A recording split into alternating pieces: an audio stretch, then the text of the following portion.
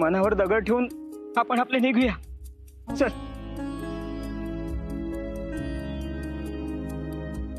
मावशी तुम्ही? हो, प्रवासात बरोबर असावीत म्हणून सावित्रीनं फळं पाठवली आहेत. म्हणजे आम्ही कायमची जाणार हे समजले तिला? हो. तरी सुद्धा भेटायला नाही आली ती मला? कशी येणार? तुमच्यासारखीच तिलाही शिक्षा झालीये. तिच्या दालनात बंदी करून ठेवलंय तिला.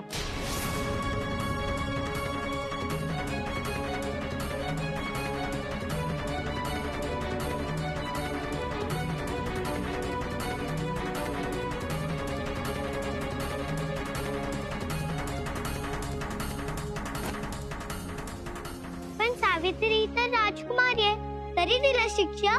कारण आपले महाराज हे न्याय करण्यासाठी प्रसिद्ध आहेत. राजकन्या आणि माळ्याची मुलगी हे त्यांच्या दृष्टीने समानच. चुकीला शिक्षा ही होणारच. परंतु नको वाद घालू मुली. माळीबुवा, लवकरात लवकर तुम्ही आज्ञेचं पालन केलेलं बरं. आज्ञेचं उल्लंघन झाल्यास त्याचे गंभीर परिणाम होऊ शकतात. त्यापेक्षा काय निघत नाही हो. जीव अडकलाय या झाडा पानात, पण निघतो. फक्त माझं एकच काम करा. हे रोपट राजकन्यासाठी लावलंय.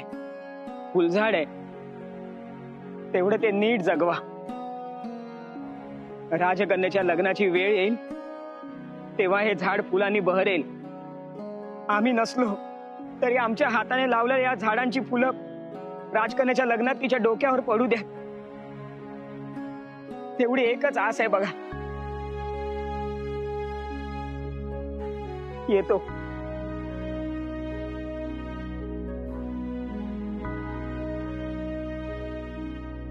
येतो. चल पोरी.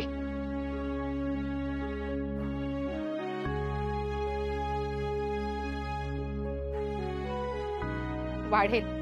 माळी बुवांनी लावलेलं हे रोप तरारून वाढेल, कारण तू त्यांच्या मनात माया रुजवली आहेस. खरी राजकन्या आहेस तू साऊ. महाराज ऐका ना.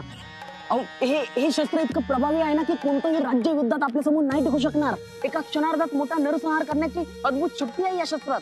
नरसंहार नव्हे, मारणं नव्हे, जगवणं हे आमचं ब्रीद आहे. राज्य जोडावी प्रेमानं, शस्त्रानं नव्हे. आम्ही शस्त्राचा वापर फक्त संरक्षणासाठी करतो. ताता, ताता ऐक ना. ताता, ताता ऐक. ताता ऐक ना. सुरंगीला तू शिक्षा का दिली? त्याची काही चूक नव्हती. ऐक ना ताता. ताता आधी माझ्याशी बोल. माझ्या प्रश्नांची उत्तर दे. तू माळी काका आणि सुरंगीला चूक नसताना ही शिक्षा का दिलीस? हा अन्याय का? याचं उत्तर मिळाल्याशिवाय जाऊच देणार नाही मी तुला. असा हट्ट नाही धरायचा साऊ. अगं त्या माळ्याने त्याच्या मुलीने तुला सरळ सरळ पळून नेण्याचा प्रयत्न केलाय आणि राजकन्येचं अपहरण म्हणजे हा फार मोठा अपराध आहे साऊ. अपहरण? कोणी सांगितलं अपहरण केलंय म्हणून? हे बघ साऊ, आम्ही तुझ्याशी अबोला धरला असला तरी तुला समजावं म्हणून सांगतोय. महाराणींनी हे सगळं प्रकरण आम्हाला सांगितलंय आणि हे फार म्हणजे फार गंभीर आहे. अपहरणकर्त्याला शिक्षा असते ती मृत्यूदंडाचीच. पण महाराणींनी आम्हाला समजावलं की अजाणतेपणी हा गुन्हा घडलाय, तेव्हा मृत्यूदंडाऐवजी हद्दपारीवर निभावलाय.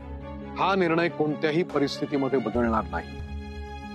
नियम हा नियम, यातून कोणाचीही सुटका नाहीये. साऊ, तू राजकन्या असून देखील तुला शिक्षा झाली तर माळी आणि त्याची मुलगी अपवाद असू शकत नाही. दोघांनाही हे राज्य सोडून जावंच लागेल.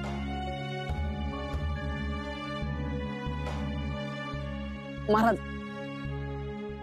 नियम म्हणजे नियम असेल तर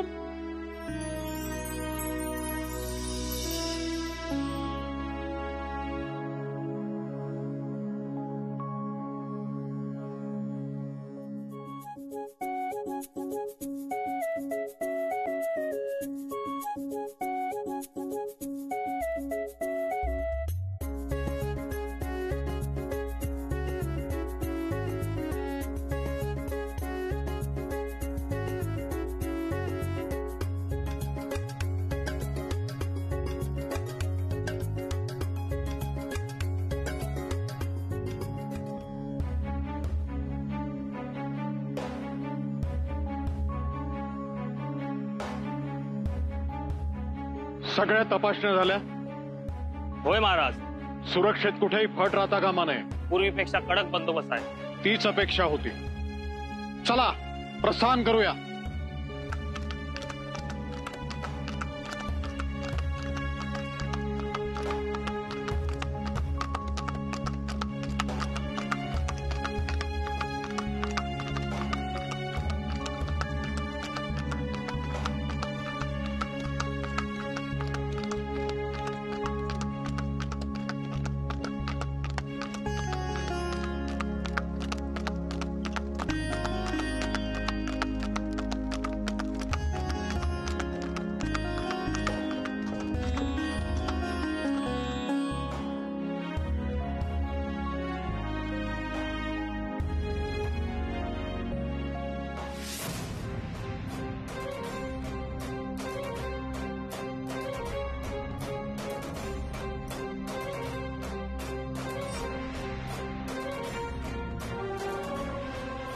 आजची ही विशेष सभा राज्याच्या सुरक्षा व्यवस्थेबाबत चर्चा करण्यासाठी भरवलेली आहे. सावित्री सारखी राजकन्या साऱ्या पहाऱ्यांमधून कुठेही न पकडली जाता, ओळखली न जाता जर थेट भिंतीपर्यंत पोहोचू शकते तर तितक्याच सहजतेनं बाहेरचा कोणीही आत येऊ शकतो. आणि जर एखादा गुप्तहेर आपल्यात मिसळला तर ओळखू येणार नाही. तेव्हा यासाठी काहीतरी अभिनव कल्पना लढवून लक्षात येणार नाही अशी सुरक्षा यंत्रणा उभी करावी लागेल, जेणेकरून ती भेदू पाहणारा गाफील. तुम्ही काही विचार केलाय का सेनापती? महाराज,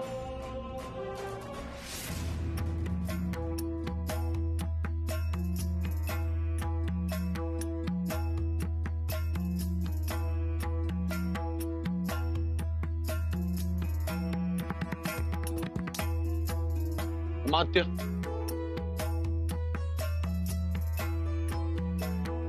तुम्हाला सावित्री दिसते का त्या स्तंभामागे? कसं शक्य आहे महाराज? आपणच तिला शिक्षा म्हणून दालनात बंदी करून ठेवलंय. तिकडे कडक पहारा आहे. तिचं इथं येणं अशक्य आहे. आपण सतत तिचाच विचार करताय म्हणून आपल्याला भास होतोय तिचा सगळीकडे. भिंतीवरच्या सैनिकाबाबत एक सूचना होती महाराज. बोला.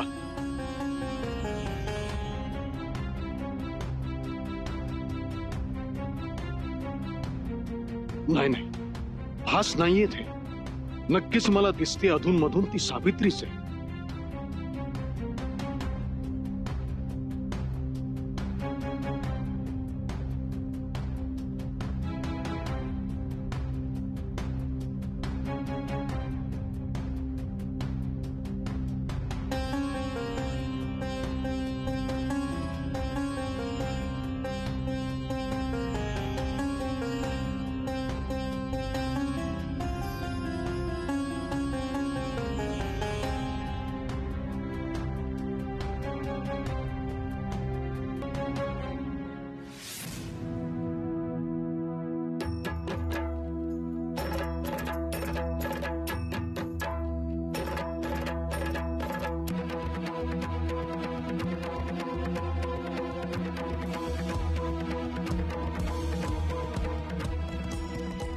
महाराज,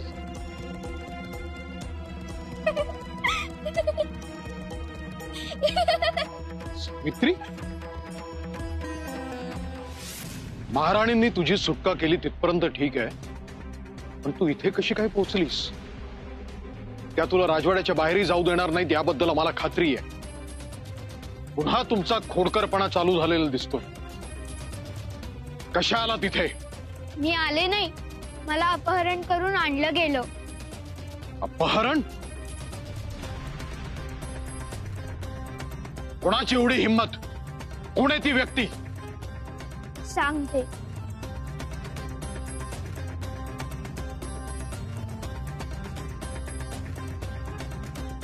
अमात्य, आम्हाला सांगा, आमचं अपहरण करत्याला काय शिक्षा आहे आपल्या राज्यात? मृत्यूदंड. आणि हे जर का अनावधानाने झालं असेल तर? हद्दपारी. जी शिक्षा माळ्याला झाली तीच. अर्थातच हा नियम सगळ्यांसाठी सारखाच असेल ना? प्रश्नच नाही.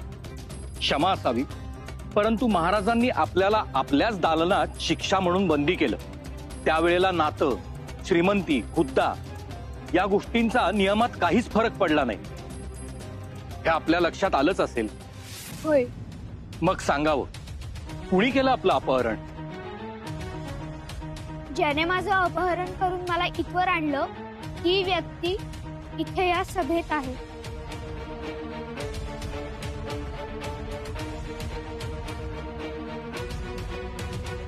आणि ती व्यक्ती म्हणजे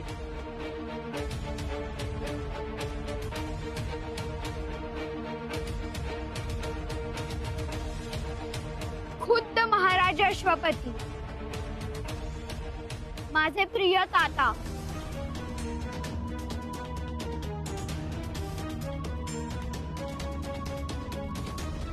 सावित्री, ही सुरक्षा सभा आहे, खेळ नव्हे. आणि या देशाच्या राजावर आपण आरोप करता आहात. भान राखा. मी खरं तेच सांगते महाराज. आमच्या माहितीप्रमाणे आम्ही तुमचं अपहरण केलेलं नाहीये. तुमचा हा आरोप सिद्ध करून दाखवा. होय महाराज, मी स्वतः आपल्या रथात बसून आपल्या नकळत इथवर आले.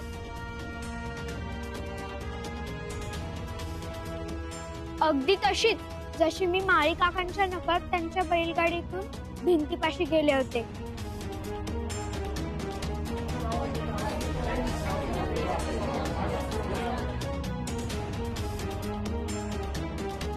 मी स्वतः आपल्या रथात बसले.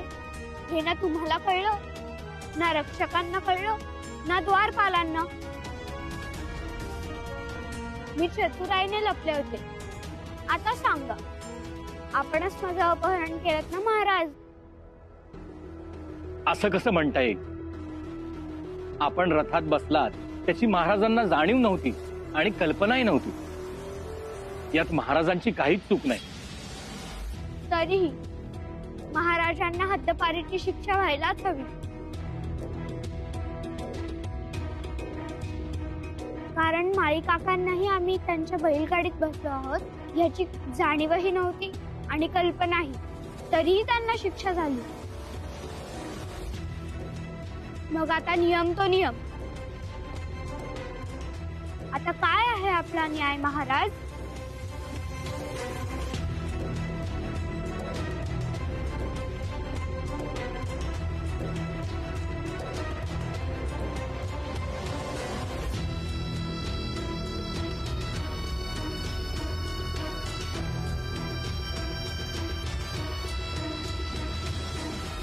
होय, करतो आम्ही न्याय.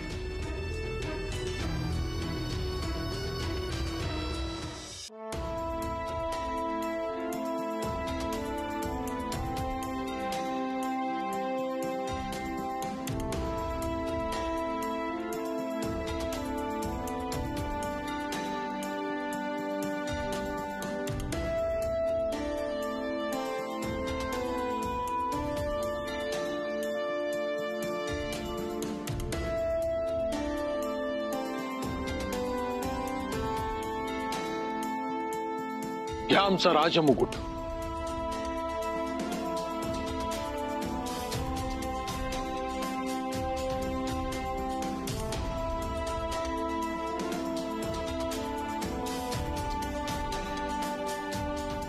घ्या आमचं हे राजसिंहासन आणि सांभाळा हे राज्य.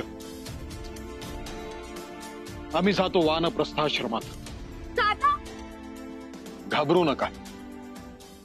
अभिमान वाटतो आम्हाला तुमचा.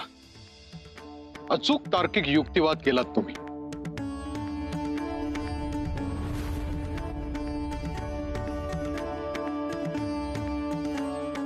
निरुत्तर केलात. आमच्या न्यायदानामधली उणीव लख दाखवून दिलीत. बुद्धिमत्ता असावी तर अशी, धैर्य असावं तर असं, आणि न्यायाबद्दलची कळकळ असावी तीही अशीच.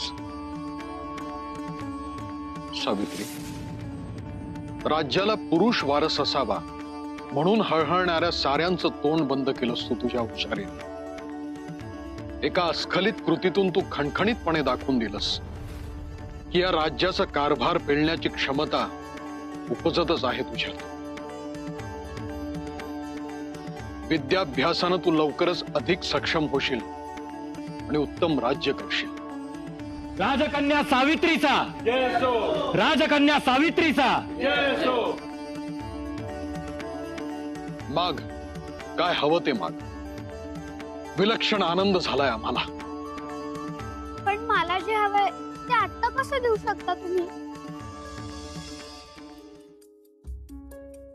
ज्यांच्यावर अन्याय झालाय ते माळी काका आणि माझी लाडकी मैत्रीण सुरंगी, ते तर कधीच हे राज्य सोडून गेले असतील.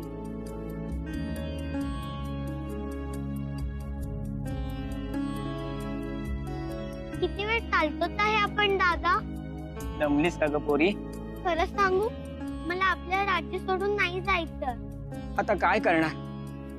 म्हटलं ना तुला, मृत्यूदंडाऐवजी राज्य सोडून जायची शिक्षा मिळाली असं म्हणत मनाची समजूत घालायची. पण कुठे जायचं आपण? मद्र देशाबाहेर. मद्र देशाची आठवण सुद्धा येणार नाही अशा ठिकाणी जायचं. असं कसं होईल दादा? घराची आठवण तर येणारच ना? मद्र देशाची आठवण येणार, मद्र देशाची धडधड ऐकू येणार. मला तर येतच आहे ऐकू, तुम्हाला नाही येत?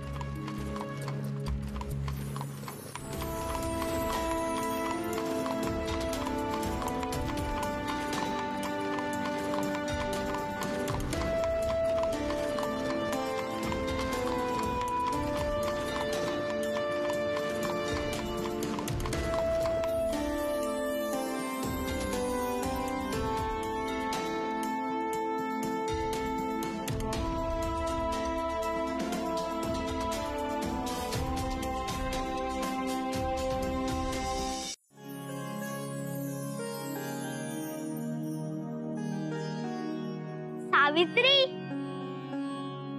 महाराज क्षमा करा. पोर लहान आहे, शिष्टाचार ठाव नाही. सुरंगे,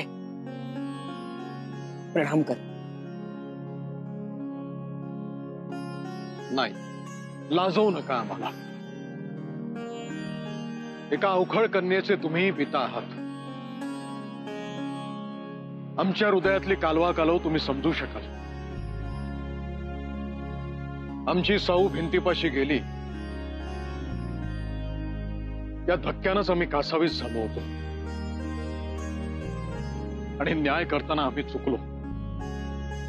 क्षमा करा. नाही नाही महाराज, असं बोलून अवघड करू नका. नाही, आम्ही अत्यंत प्रामाणिकपणे हे सांगतो आहोत.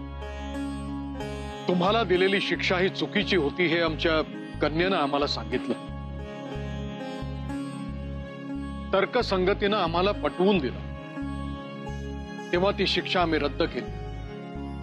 तुम्हाला सन्मानपूर्वक आम्ही परत घेऊन जायला आलोय. यापुढे राजवाड्यातल्या सगळ्या बागेचे तुम्ही अधिपती. तुमच्या अनुमतीशिवाय एक पानही खोडलं जाणार नाही. आणि मुली, दादा, सुरंगी नाव आहे तिची. होय होय, सुरंगी. हे बघ, जशी आम्हाला आमची सावी तशी तू देखील. आता ह्याच्या पुढे राजवाड्यात येण्यासाठी तुला कुणाचीही परवानगी घ्यावी लागणार नाही. मात्र तुम्ही दोघे मिळून अवखळपणा करू नका, नाहीतर आम्हाला क्रोधागारात जावं लागेल.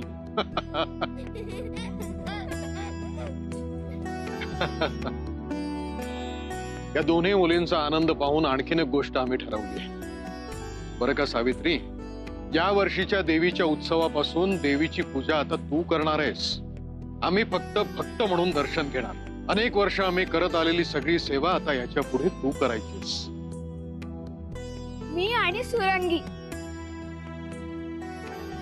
पण दादा, मी राजकन्या आहे म्हणून तुम्ही मला ही संधी देताय ना? पण राजाबरोबर प्रजा हवीच ना? तरच देवी आशीर्वाद देईल. अभिमान वाटतो आम्हाला तुझा. या मद्र देशाचा वारस तूच पुढे नेशील याबद्दल आमच्या मनात तिळमात्रही शंका नाहीये. मोठी झालीस, खरंच खूप मोठी झालीस तू.